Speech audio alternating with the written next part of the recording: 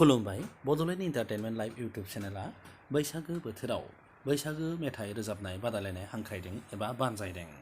Bodoland entertainment live YouTube चेनेला मैया फोसावनाय बायदि माखासे खान्थिफोरखौ होनाय जादोंमोन, नाथाय बे खान्थिफोरखौ एसे एनै सोलाय सोल' खालामनाय जाबाय।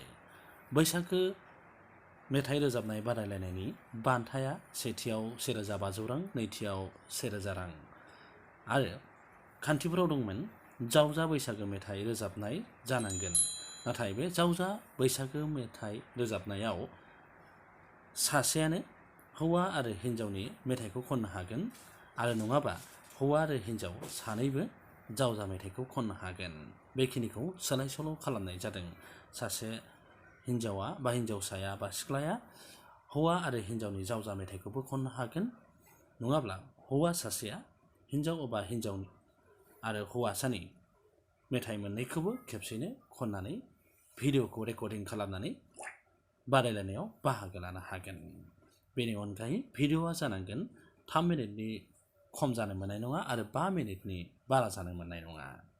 नोंथांमोना बड'लेण्ड एन्टारटेनमेन्ट लाइभ इउटुब चेनेलाव नोंथांमोननि बादायलायनायनि भिडिअखौ मोननो हागोन।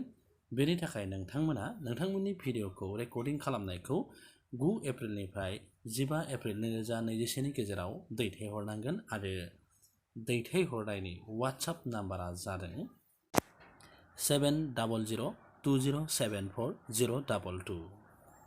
बे नाम्बाराव नोंथांमोना दैथायहरनांगोन 7002074022। बे नाम्बाराव नोंथांमोना वाट्सएप खालामनानै एबा वाट्सएपआव नोंथांमोना भिडिअखौ दैथायहरनांगोन। बेनि अनगायै माखासे खान्थिफ्रा एखे रोखोमैनो थागोन।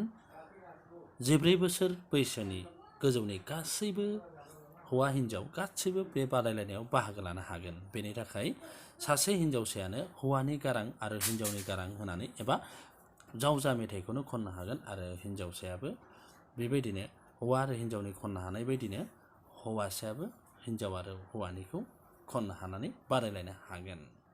बेखिनियानोसै, गोजोन्थों।